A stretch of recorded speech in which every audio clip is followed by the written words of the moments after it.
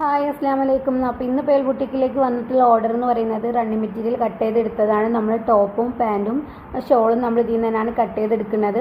Plain material ആണ് കേട്ടോ. അപ്പോൾ അതിലേക്ക് ഒരു ബീഡ്സൊക്കെ വെക്കാൻ പറഞ്ഞിട്ടുണ്ട്. അതുപോലെ തന്നെ ബീഡ്സൊക്കെ നമ്മൾ കൈയിൻ്റെ അറ്റത്ത് വെച്ച് കൊടുത്തിട്ടുണ്ട്.